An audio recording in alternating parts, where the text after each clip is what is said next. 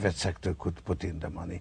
And if the private sector is not willing to do it, then the government does it.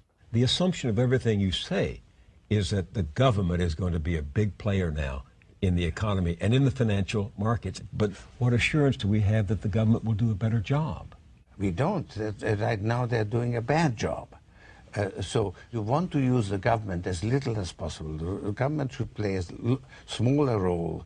In that sense, people who believe in markets, I believe in markets. I just want them to function properly. To the extent you can use the market, you should use the market.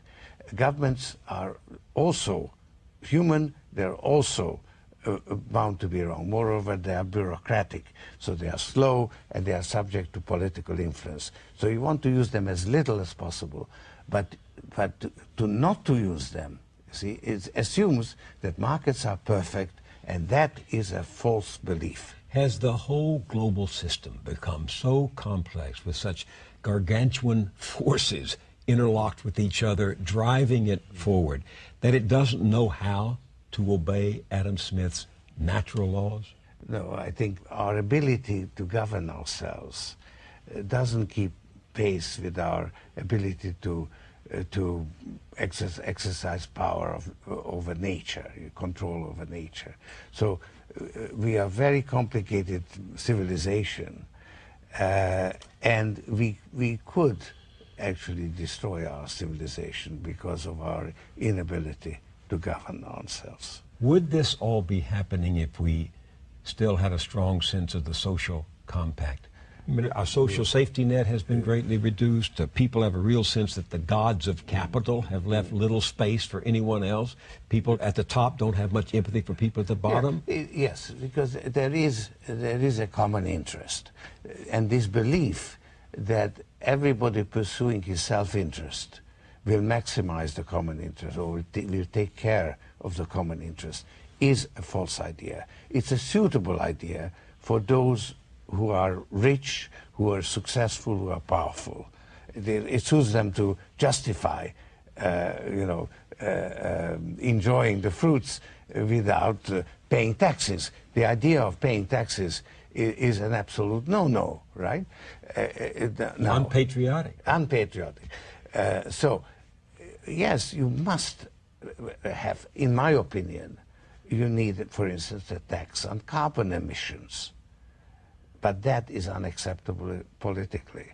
So we are going to have cap and trade. And the trading will have all kinds of loopholes and misuse of the regulations and all kinds of ways of making money without actually dealing with the problem of that it's designed to cure. So that's how the political process distorts things. So let's think about those people down at Neely's Barbecue going home tonight having heard you. What they've heard you say is the system is really dysfunctioning right now. It's out of control. Nobody's in charge. They've heard you express your own worry that in the next 3 months it could get much, much worse. And they've heard you say that you don't see much good news immediately on the horizon. So let's leave them something to think about as they go home. Let them go home and say, Mr. Soros said, here are 3 things we can do, simply. 1? Well, deal with the mortgage problem, reduce foreclosures, recapitalize the banks, and then work on a better world order where we work together to resolve problems that confront humanity, like global warming. And I think that dealing with global warming will require a lot of investment. You see, for the last 25 years, the world economy, the motor of the world economy that has been driving it, was consumption by the American consumer, who has been spending more than he's been saving, all right? Than he's been producing. So that motor is now switched off. It's finished. It's run out of, can't continue. You need a new motor. And we have a big problem. Global warming requires big investment.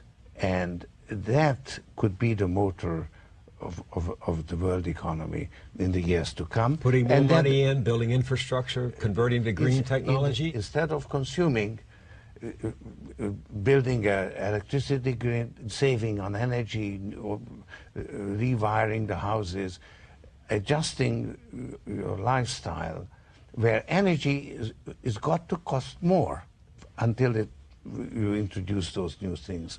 So it will be painful, but at least we will survive and not cook. You're talking about this being the end of an era and needing to create a whole new paradigm for the economic model of the country, of the world, right? Yes. Well, one of the British newspapers this morning had a headline, "Welcome to Socialism." Mm-hmm. It's not going that way, is it? Well, you know, it's very interesting. Actually, these market fundamentalists are making the same mistake as Marx did. You see, socialism would have worked very well if the rulers had the interests of the people really at heart, but they were pursuing their self-interest.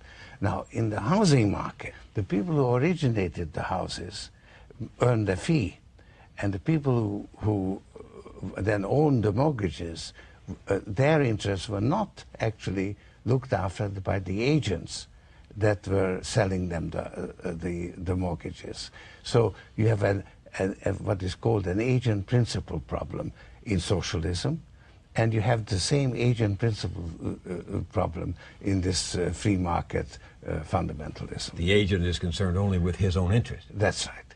Not with the interest of the people whom they're supposed to represent. But in both socialism and capitalism, you get the rhetoric of empathy for people. And it's a false ideology. Both Marxism and market fundamentalism are false ideologies. Is there an ideology that is not false? Yeah.